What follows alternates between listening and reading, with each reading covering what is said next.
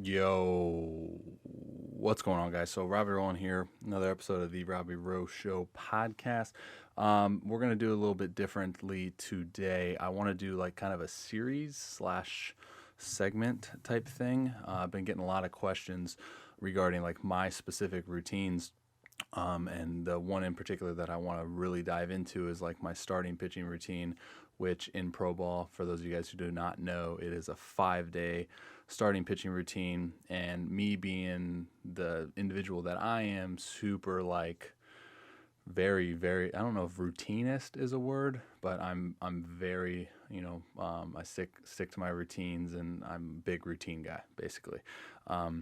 So like I said, I want to do basically 5 podcast episodes, each episode highlighting another day within that routine. And kind of just as we progress, I'll start doing more and more of these routine podcasts because, like I said, a lot of questions regarding routines, whether it be a starting pitching routine, a day that's in the starting pitching routine, or even like a bullpen routine or whatever it may be, right? Like I'm not one to say, hey, do my routine because I think it's the best, but I am one to say, hey, it's always nice hearing other people's routines and kind of, picking people's brains about what works for them and what they've kind of gone through and what their experience is. And, for those of you guys been listening for a while, the whole foundation of why the podcast got started in the first place was basically just give you guys everything that I've gone through, right? Like all the everything that I've accumulated throughout my journey, and just basically present it to you guys. And for whatever you guys want to do with that, it's up to you. But yeah, so what I'm going to do today is I'll walk you through day one. I'm going to treat day one as start day. So I'm very, very particular on what I kind of do on start days. Obviously, it's always going to vary depending on night game, day game, on the road or at home. But this is kind of going to be, the majority of how things work. Even later in my career, I started getting it to a point where, I could always stick to one routine and just kind of vary the times. And even if I was on the road, I can still kind of get this routine in. As time progressed, we had access to whether it be Uber, Lyft, or even like scooters on the street. So if we were on the road and I was stuck at the hotel, I can Uber somewhere, I could go outside, walk somewhere. But, that's going to vary again, depending on where you are. And even if you're in college or if you're in pro, but again, my goal in doing this is kind of just give you some things that, worked for me, and kind of give you some reasonings behind it, and see where we can kind of go from there. And hopefully there's some nuggets in this that you can take from it. And if not, sorry for wasting your time, but hey, what are you going to do, man? Can't win them all. So, what else? Pre-roll. Sponsor. All right, so we got a few sponsors. First one, Pocket Radar, been a sponsor since I think I started the podcast, maybe a little bit after, but use code Robby10 at checkout if you're interested in getting a smart coach. I've been doing a lot of stuff comparing Pocket Radar and Stalker. So it's a funny story. I won't take too much time, but I did wow. Let me back up. Short story, I promise. When my brother and I were growing up, my dad built a batting cage in the backyard, and then when I came home, it kind of turned into a woodshed, but I kind of got it to where I can have a little bit of space to throw in.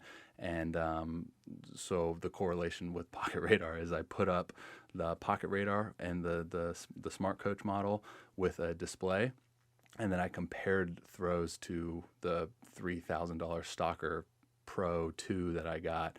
And it's pretty dang impressive, man. The Pocket Radar, I'll include some videos, and I've already included a lot of videos within the podcast. But the amount of similarities are pretty unique. And I will say, for those of you guys who have a Pocket Radar that struggle sometimes with getting accurate reads, you'll sometimes get like a 26 or a 30. I did a tour and I found out that it's because you're too close when you throw the ball. So for those of you guys who do struggle with that, just take a few steps back. That was something that I had to work out myself. So thank you to Pocket Radar for being a sponsor of not only the show, but of myself and my personal journey as well.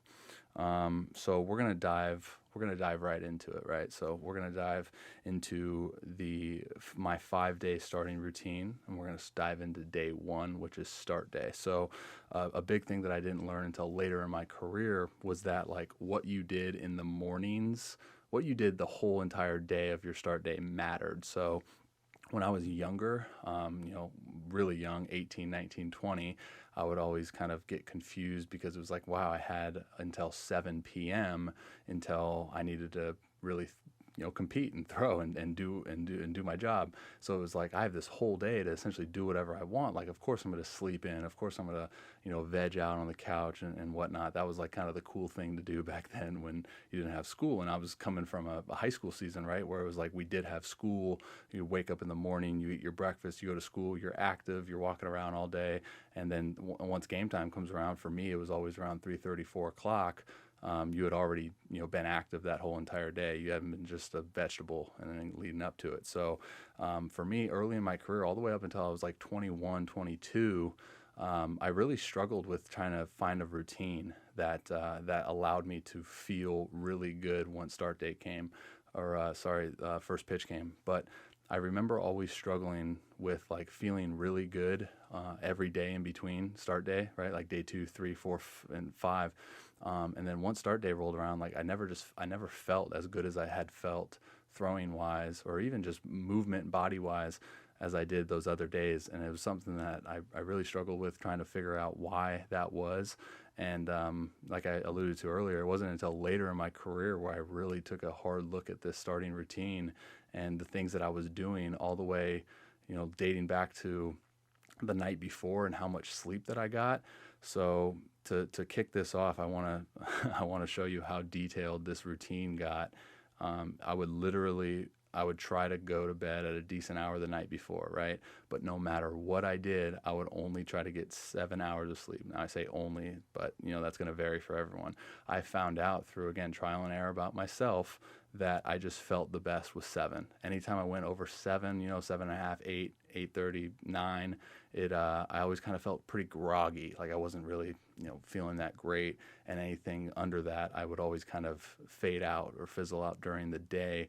And I felt just 7 was really good for me. It was optimal for me. And that was something I always kind of tried to stick to. And that was something I could control, really, going to bed, at a decent hour, and then just making sure, hey, what is, 7.5 hours from here? Because I kind of figured out that it took me about 30 minutes, no matter what, to actually fall asleep. For those of you guys who've been following me a while, you guys know that I'm pretty detailed when it comes to actually my sleep, right? Like I wear a couple sleep trackers, and I'm pretty adamant about, essentially biohacking my sleep in such a way that I can feel good every morning and feel ready to attack, whether it be from a recovery standpoint or a performance standpoint. But that's the first thing, right? So like identify how much sleep that you need and how much sleep that it takes for you to feel optimal every day. So for me, it was 7 hours. I would set my alarm, and then right away I would wake up and I would do my best to not stay in bed, right? Like I feel like that's sometimes a thing that we tend to do is like we wake up and then we kind of lay in bed, get on our phone, check all the socials, see what's going on in the world. And for me, it was about, okay, waking up and getting up right away and just doing something. So, again, this varies depending on where I was, but we'll treat it as if I'm home and everything's kind of set to my likings. But I would get up, I would, drink a full, like, for those of you guys who are watching this video, full 16.9 fluid ounces of water, just right away, just down it. And it would be cold. And if I had a lemon available, I would do a lemon. But I would right away get out of the room and get in the sun, kickstart the circadian rhythmicity, and just go for a walk. If that wasn't available, if like I was in Florida and it was raining or whatever, I would go find a treadmill, just make sure that my morning starts out with me being active. And after my walk, I wouldn't walk too much, but like 15, 20 minutes, I would do a whole mobility series. This was something else that I struggled with early in my career, where it was like, okay, what does doing too much look like before my start? Because you knew that you wanted to preserve a lot of your energies. You didn't want to do, too much to where once you did get on the mound at start time, you were like, oh, I'm tired or whatever. But I found out that for me, I've always kind of felt better the more that I did.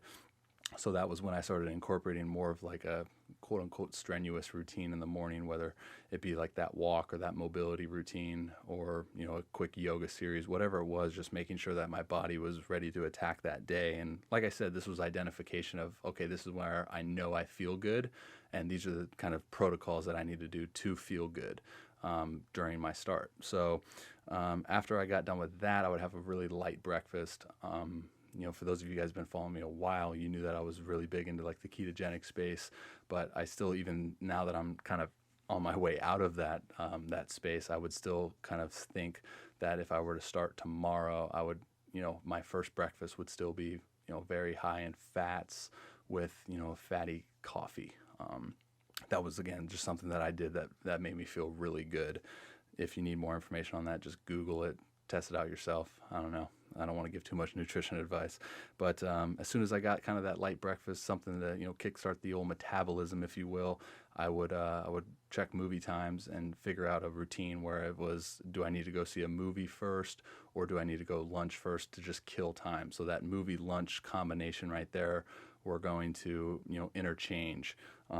Most of the time it was movie and then lunch. Probably 99% of the time, just because I just had a light breakfast. But something that got me in my car, got me out of the apartment or the hotel room, whatever it was, just got me out and about, interchange or just having experience with like other people. I know that kind of sounds weird, but just having conversation too was just something that made everything feel normal. Again, going back to earlier in my career, I always kind of put this start day thing on like a high pedestal, and it was like, okay, this is like the day, and I just kind of made it seem more than it was. And I think that that kind of did me a disservice, I think, in the long run, was I hyped it up so much. And I'm not saying it's not something to be hyped up, dude. It's a freaking great day. But I think I just hyped it up so much that when it actually came, where the ball was in my fingers and I was ready to compete, it was either just, I kind of made myself have more nerves because of it hyped up, or who knows? But that was just something that I made sure to do later in my career, was like, hey, it's just another day. Be grateful for it, whatever. So once I kind of figured out my movie schedule, my lunch schedule, I would kind of just, sit and take a shower and just, again, try to just keep it as normal as possible. But the movie thing was something that I incorporated that 2018 season that I really enjoyed, because anytime you go to a movie, you just kind of lose yourself, right? Like you transport yourself into another dimension, really, and you don't have any of those necessary like negative thoughts, positive thoughts, whatever thought it may be. It was just something that, I could do. Again, this depends on if it's a day game or a night game or home or road, but something I can control most of the time, where I was like, okay, if we have a 7:00 game, I can go see that 11:00 movie and just take my mind, where it's so focused on, tonight, where I'm trying to execute pitches and dominate, to another world. And I was just like, okay, it's just another day. That was something that really benefited me, I think, in the long run. So as soon as I got done with that, went and got lunch. Lunch, again, was pretty light. I never really stuffed myself before a start. But then I would go to the field, and then my at field routine was pretty strict as well, where wanted to greet my teammates, my coaches. Again, early in my career, it was always like, hey, don't talk to me. I got my headphones in, and I got away quickly from that, just because I realized that wasn't me. I was kind of pretending and forcing a type of personality that wasn't necessarily best suited for me. So it took me a while to kind of figure out that wasn't really me. And once I did, it was kind of just, a lot better for me to be myself on days of high pressure or whatever. But once I got to the field, it was greeting my teammates, seeing how everyone was doing, and then going on another walk, which was outside, usually done this barefoot. Again, I'm weird. So if you haven't been following me for a while, you're welcome.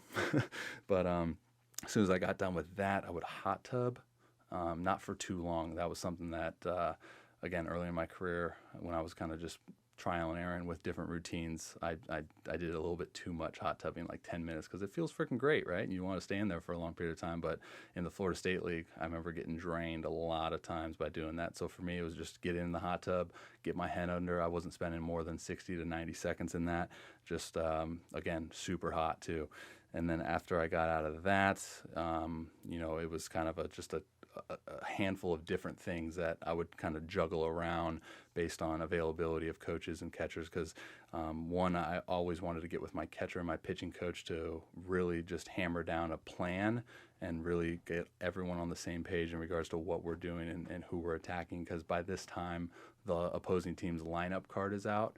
So once that's out, I can really have a good understanding of, okay, this is this guy, we do this and that and this. And again, this is all stuff that even the night before I've kind of already understood and figured out and got with the catcher and kind of just gone over this plan, even dating back to the previous week's bullpen, knowing who we were going to play and knowing what their particular lineup looked like.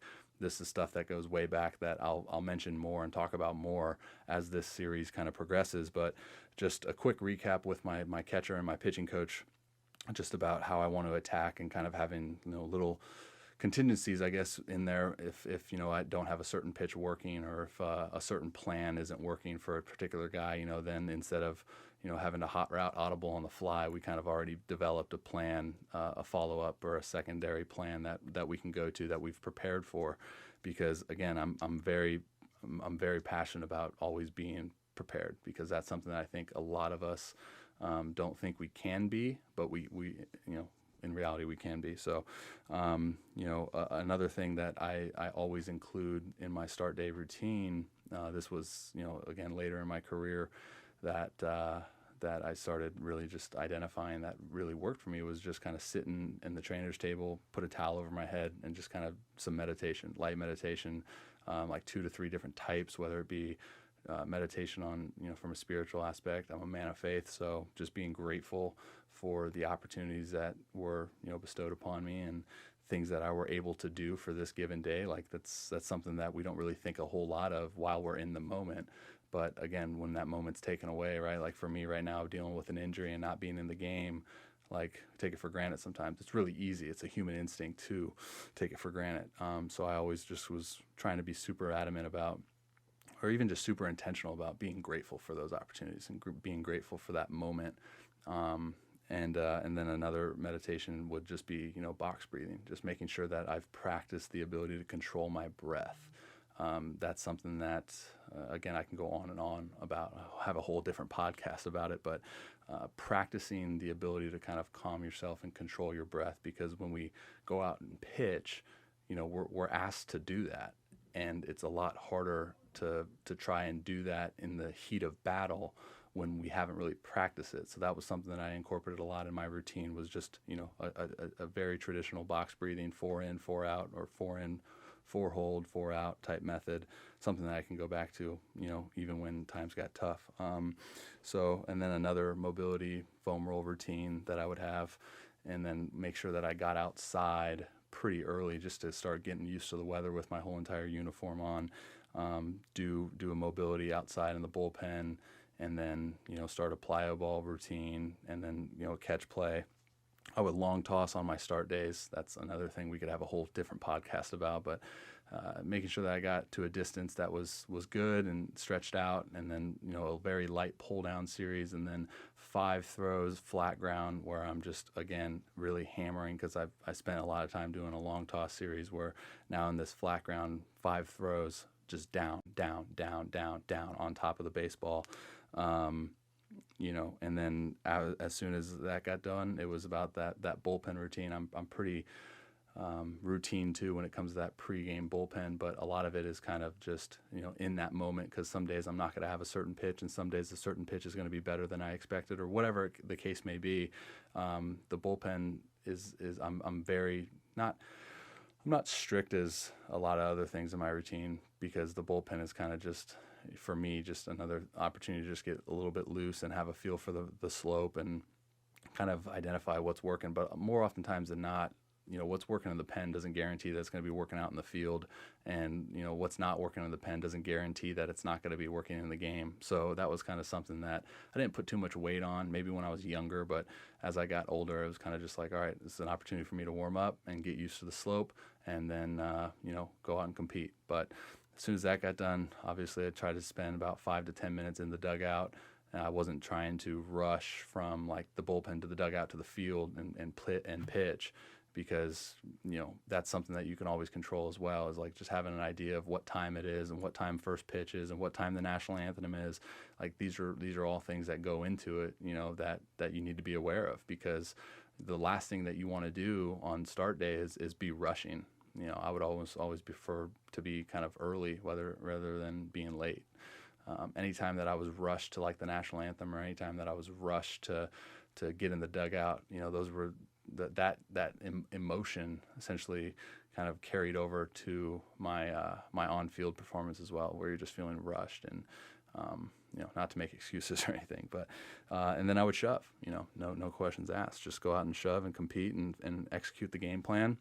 And then after that was over, obviously you shake the catcher's hand, you kind of have a chit chat with your manager, your coach, you have to shake and hug everyone and whatever, good or bad. That's something that, again, I learned later in my career was, hey, like no one cares if you do, bad, like no one's going to feel sorry for you, but still you can be a good teammate, right? Like that's something you can always control, is be a good teammate, because you're still trying to win a ball game. Obviously you want to do as a pitcher, like whatever it takes for you to get the team a win, but even if that doesn't really happen, like you can still be there after you're out to root on your team and do whatever it takes to be a good teammate. And then after that, I would run to the bullpen or walk to the bullpen and just do a quick little series, whether it be like J bands or a plyo ball, nothing really much. Like early in my career, I spent a lot of time like on a post throw or a post start routine, and then I kind of realized like I'm doing way too much. I just spent a whole freaking 2 to 3 hours doing stuff, and now I'm doing even more. Like